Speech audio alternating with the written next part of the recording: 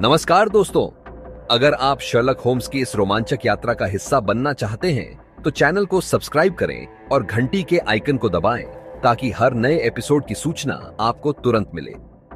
अब चलिए शुरू करते हैं आज की इस रहस्यमयी कहानी। रात का सन्नाटा और रहस्य। रात का 1 बज चुका था। लॉरिस्टन गार्डन्स के उस सुनसान और डरावने घर से बाहर निकलते वक्त चारों ओर खामोशी का अजीब सा माहौल था, लेकिन होम्स के चेहरे पर हल्की मुस्कान थी, जैसे वह पहले ही आधा रहस्य सुलझा चुका हो। होम्स ने बिना समय गंवाए मुझे पास के टेलीग्राफ ऑफिस ले जाकर एक लंबा सा टेलीग्राम भेजा। वॉटसन कहते हैं, उसका हर कदम मेरे लिए एक नई पहेली था। मैं सोच ही रहा था कि यह सब किसे भेजा गया है, तभी उसने एक टैक्सी बुलाई और ड्राइवर से कहा, हमें लेस्ट्राड के दिए पते पर ले चलो।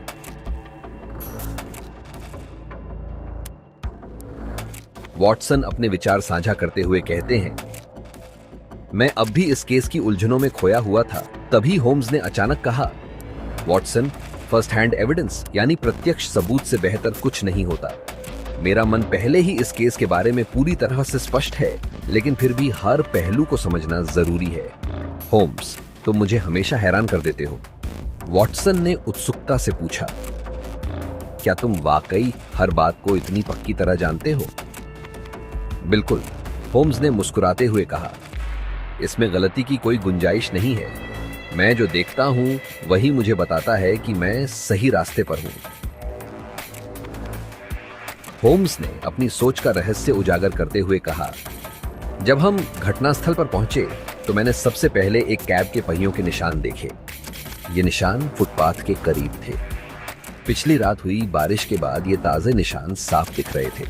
पिछले हफ्ते बारिश नहीं हुई थी तो ये निशान सिर्फ उसी रात के हो सकते हैं। इसके अलावा घोड़े के चारों पैरों के निशानों में अंतर था। एक पैर का निशान बाकी तीनों से ज्यादा गहरा था, जिसका मतलब है कि उस घोड़े को हाल ही में एक नई नाल पहनाई गई थी।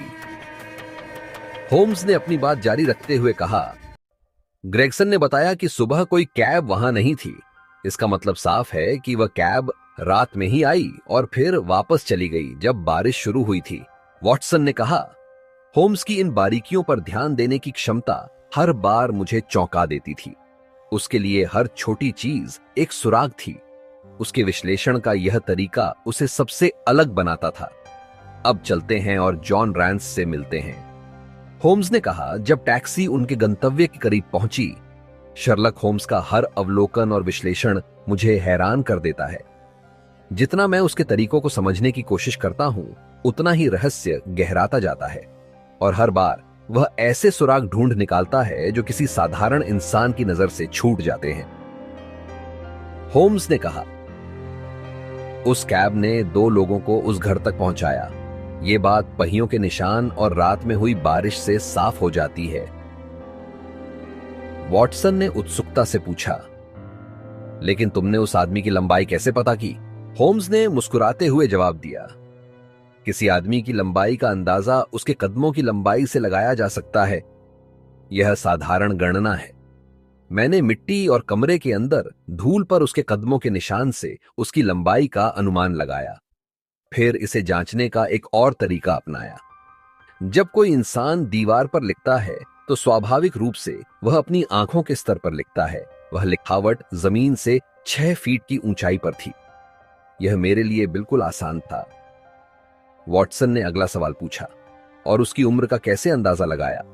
होम्स ने सहजता से जवाब दिया, जो आदमी बिना किसी परेशानी के 4.5 फीट लंबा कदम बढ़ा सकता है, वह ज्यादा उम्र दराज नहीं हो सकता।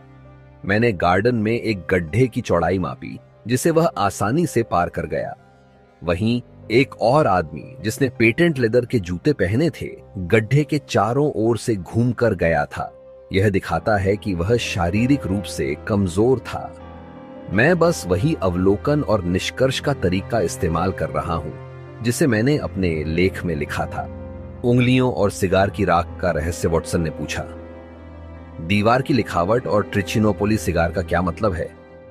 होम्स ने समझाते हुए कहा, दीवार की लिखावट खून में डूबी एक आदमी की उंगली से की गई थी। मैंने अपने मैग्नीफाइंग ग्लास से देखा कि प्लास्टर हल्का खरोंचा हुआ था। यह साफ करता है कि उसकी नाखून लंबे थे। अगर वे कटी हुई होती तो यह खरोंच नहीं होती। इसके अलावा मैंने फर्श पर गिरी राख का अध्ययन किया। वह गहरे रंग और परतदार थी। ऐसी राख सिर्फ ट्रिचिनोपोली सिगार से बनती है। मैं सिगार की राख पर विशेषज्ञ हूं और इसके बारे में एक लेख भी लिखा है। मैं एक नजर में किसी भी ब्रांड की राख पहचान सकता हूं। यह वही बारीकियां हैं जो एक कुशल जासूस को ग्रेगसन और लेस्ट्राड जैसे सामान्य जासूसों से अलग करती हैं। वॉटसन ने उत्सुकता से पूछा, और वो लाल चेहरा? होम्स ने हल्की मुस्कान के साथ जवाब दिया, यह अनुमान थोड़ा साहसी था, लेकिन मुझे इसमें कोई शक नहीं कि मैं सही था। हालांकि इस पर अभी ज्यादा बात करना ठीक नहीं होगा। वॉटसन ने चिंतन करते हुए कहा, मेरा सिर घूम रहा था। यह मामला जितना सोचता हूं उतना ही उलझता जा रहा था। दो आदमी, अगर वे दो थे, खाली घर में कैसे पहुंचे? उन्हें लाने वाला कैबमैन कहां है? एक आदमी ने दूसरे को जहर कैसे पिलाया? और यह खून कहां से आया? होम्स ने गहरी सांस लेते हुए कहा, वॉटसन, हर सुराग हमें करीब ला रहा है, लेकिन असली जवाब वहीं मिलेगा जहां तुम सोच भी नहीं सकते। जैसे जैसे हम इस रहस्य की गहराई में उतरते जा रहे थे, मेरा दिमाग उलझनों से भरता जा रहा था। हर सुराग एक नई चुनौती पेश कर रहा था, लेकिन होम्स के चेहरे पर वही आत्मविश्वास और शांति थी जैसे वह सब कुछ पहले से जानता हो। वॉटसन ने पूछा, यह खून कहां से आया? जब चोरी का कोई मामला नहीं था तो हत्या का मकसद क्या हो सकता है? और वह महिला की अंगूठी वहां कैसे पहुंची? सबसे बड़ी बात, दीवार पर जर्मन शब्द राचे क्यों लिखा गया? होम्स मुस्कुराए और बोले, तुमने इस मामले की कठिनाइयों को अच्छे से समझा है। हालांकि अभी भी कई बातें अस्पष्ट हैं, लेकिन मुख्य तथ्य मेरे लिए पूरी तरह से स्पष्ट हैं। लेस्ट्रेड की खोज सिर्फ एक चाल थी ताकि पुलिस को गलत दिशा में भेजा जा सके। यह जर्मन ने नहीं लिखा। अगर तुमने ध्यान दिया हो तो ए को जर्मन शैली में लिखा गया था, लेकिन असली जर्मन हमेशा लैटिन अक्षरों में लिखते हैं। यह किसी नौसिखिया का काम था जिसने चालाकी दिखाने की कोशिश में अपनी सच्चाई छुपा ली। यह सिर्फ जांच को भटकाने का एक तरीका था। होम्स ने वॉटसन की ओर देखते हुए कहा, डॉक्टर, मैं तुम्हें इस मामले के बारे में ज्यादा नहीं बताने वाला। जादूगर को अपना जादू समझाने के बाद कोई श्रेय नहीं मिलता। अगर मैंने अपनी विधि का खुलासा किया तो तुम मुझे भी एक साधारण इंसान समझोगे। वॉटसन तुरंत बोले, मैं ऐसा कभी नहीं सोचूंगा। तुमने जांच को विज्ञान के जितना करीब ला दिया है उतना शायद ही कोई और कर सके। होम्स, जो तारीफ पर उतने ही संवेदनशील थे जितनी कोई लड़की अपनी खूबसूरती की तारीफ पर होती है, यह सुनकर हल्का मुस्कुराए। उन्होंने कहा, पैटेंट लेदर्स और स्क्वायर टोज उसी टैक्सी में आए थे। वे गार्डन के रास्ते साथ साथ चले। जब वे अंदर गए तो पैटेंट लेदर्स वहीं खड़ा रहा, जबकि स्क्वायर टोज कमरे में चक्कर लगाने लगा। मैं यह सब धूल में देख सकता हूं। उसकी चाल के निशान से पता चलता है कि जैसे जैसे वह चलता गया उसकी चाल लंबी होती गई। यह साफ है कि वह गुस्से में आ रहा था और फिर त्रासदी घटी। होम्स ने एक गहरी सांस लेते हुए कहा, अब मैंने तुम्हें सब कुछ बता दिया है जो मुझे पता है। बाकी सब सिर्फ अनुमान और अटकलें हैं, लेकिन हमें जल्दी करनी चाहिए क्योंकि मुझे हैलिस कॉन्सर्ट में नॉर्मन नेरूडा को सुनने जाना है। उनकी बॉलिंग और तकनीक अद्भुत है और वह शोपाइन का छोटा टुकड़ा कितनी शानदार तरीके से बजाती है। यह बातचीत उस समय हो रही थी जब हमारी टैक्सी गंदी और उदास गलियों से होकर गुजर रही थी। हर रास्ता पिछले वाले से ज्यादा निराशाजनक लग रहा था, लेकिन होम्स अपनी दुनिया में खोया हुआ उत्साह में भरपूर लग रहा था। होम्स ने टैक्सी की खिड़की से बाहर देखते हुए कहा, अगला कदम सबसे अहम होगा। अब देखना यह है कि जॉन रैंस से हमें कौन से नए सुराग मिलते हैं। लेकिन ध्यान रखना वॉटसन, यह मामला जितना दिखता है उससे कहीं ज्यादा बड़ा है। जैसे जैसे हम इस रहस्य के गहरे अंधेरों में उतर रहे थे, हमारी खोज हमें ऑडली कोर्ट तक ले आई। टैक्सी रुकते ही ड्राइवर ने एक संकरी गली की ओर इशारा करते हुए कहा, वहां अंदर ऑडली कोर्ट है। जब आप लौटें तो मैं यहीं मिलूंगा ऑडली कोर्ट का दृश्य किसी पुराने और जर्जर इलाके जैसा था। पत्थरों से ढका आंगन, चारों ओर खराब हालत में बने मकानों से घिरा हुआ था। इधर उधर मैले कुचैले बच्चे खेल रहे थे और गंदे कपड़े सूखने के लिए लटके हुए थे। वातावरण में एक अजीब सा सन्नाटा और उदासी थी। कांस्टेबल रांस से मुलाकात। हम नंबर 40 छह के दरवाजे तक पहुंचे। वॉटसन ने आगे बताया, जहां एक पीतल की पट्टी पर रांसे नाम लिखा हुआ था। पूछने पर हमें पता चला कि कांस्टेबल सो रहे थे। हमें उनके छोटे से बैठक खाने में इंतजार करने को कहा गया। कुछ देर बाद कांस्टेबल रांसे कमरे में आए। उनकी आंखों में नींद और चेहरे पर हल्की चिढ़ के भाव थे। उन्होंने थोड़े रुखे स्वर में कहा, मैंने अपनी रिपोर्ट ऑफिस में दे दी है। होम्स ने अपनी जेब से एक आधा सोवरेन का सिक्का निकाला और उसे उंगलियों से घुमाते हुए शांत स्वर में कहा, हमने सोचा यह सब आपकी जुबानी सुनना बेहतर होगा। कांस्टेबल, जो अब सिक्के की ओर ध्यान लगाए हुए थे, बोले, मुझे जो कुछ याद है मैं खुशी से बता दूंगा। कांस्टेबल रैंस ने सोफे पर बैठते हुए कहा, मैं शुरुआत से बताता हूं। मेरी ड्यूटी रात 10 बजे से सुबह 6 बजे तक थी। रात 11 बजे व्हाइट हार्ट नाम की जगह पर एक झगड़ा हुआ था, लेकिन उसके बाद सब कुछ शांत था। रात 1 बजे बारिश शुरू हुई और मैं हेनरिएटा स्ट्रीट के कोने पर हैरी मर्चर से मिला। हम थोड़ी देर बात करते रहे। शायद 2 बजे या उससे थोड़ा बाद मैंने सोचा कि ब्रिक्सटन रोड पर एक चक्कर लगाऊं और देखूं कि सब ठीक है या नहीं। रांस ने बात जारी रखते हुए कहा, सड़क पर कोई खास हलचल नहीं थी, न कोई इंसान दिखा और न कोई परेशानी। 2-3 टैक्सियां जरूर गुजरी। मैं आराम से चलते हुए सोच रहा था कि इस ठंड में गर्म जिन का एक गिलास कितना अच्छा होता। तभी मेरी नजर लॉरिस्टन गार्डन्स के एक खिड़की पर पड़ी, जहां से रोशनी की हल्की चमक दिख रही थी। रैंस ने बताया, मुझे पता था कि लॉरिस्टन गार्डन्स के वो दोनों घर खाली हैं। उनके मालिक ने नालियों की मरम्मत कराने से मना कर दिया था और आखिरी किराएदार टाइफॉइड बुखार से मरा था। जब मैंने वहां रोशनी देखी तो मुझे तुरंत शक हुआ कि कुछ गड़बड़ है। मैं बिना समय गंवाए तुरंत दरवाजे की ओर बढ़ा। रैंस ने कहा, जैसे ही मैंने दरवाजे पर कदम रखा, मेरे मन में डर और उत्सुकता दोनों थे। एक खाली घर में रोशनी क्यों जल रही थी? क्या अंदर कुछ अजीब हो रहा था? शर्लक होम्स की तीखी निगाहें और सवालों की गहराई किसी को भी हैरान कर सकती थी। और अब कांस्टेबल रैंस की बारी थी। उसकी उलझन और होम्स की सूझबूझ के बीच यह बातचीत और भी रोचक होने वाली थी। होम्स ने अचानक पूछा, तुम रुके और फिर वापस गार्डन गेट की तरफ चले गए, ऐसा क्यों किया? कांस्टेबल रैंस चौंक कर खड़े हो गए। उनके चेहरे पर हैरानी साफ झलक रही थी। यह सच है सर, उन्होंने कहा, पर आपको यह कैसे पता चला? यह तो भगवान ही जाने। रैंस ने झिझकते हुए कहा, जब मैं दरवाजे के पास पहुंचा तो वहां की खामोशी और वीरानी ने मुझे थोड़ा असहज कर दिया।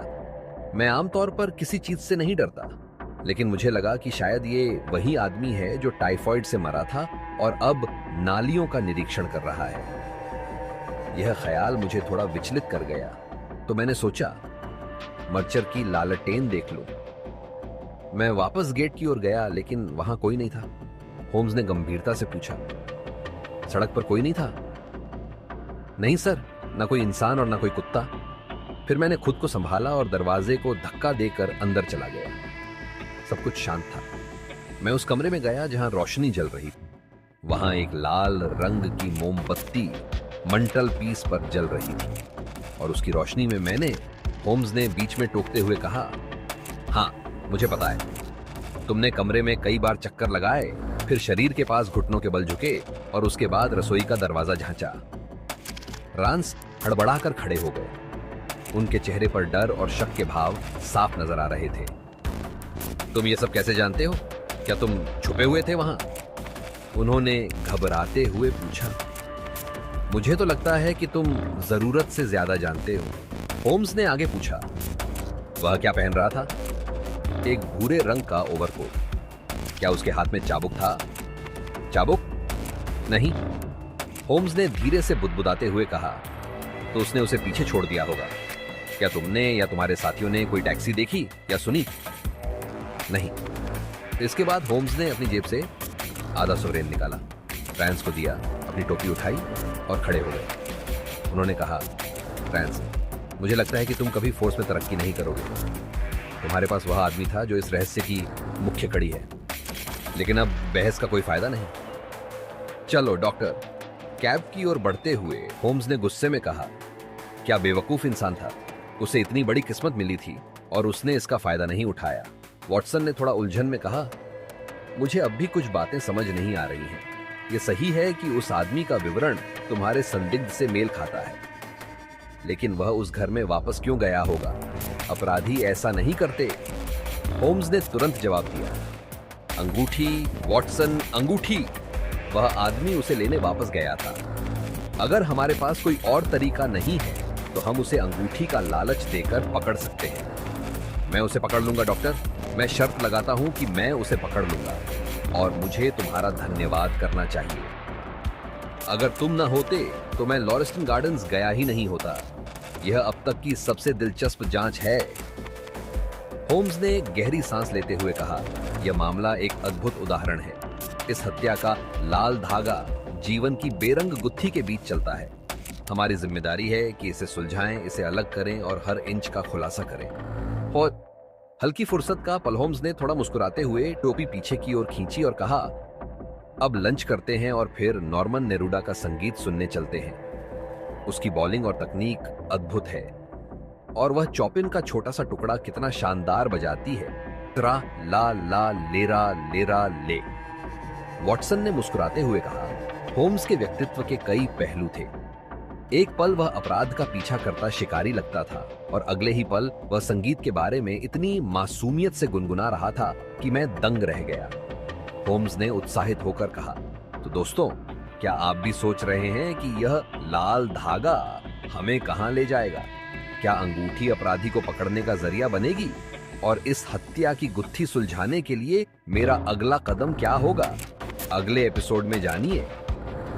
अगर आपको यह कहानी पसंद आ रही हो तो वीडियो को लाइक करें, चैनल को सब्सक्राइब करें और घंटी का आइकन दबाना न भूलें। अगले एपिसोड में यह रहस्य और गहराएगा। जुड़े रहें।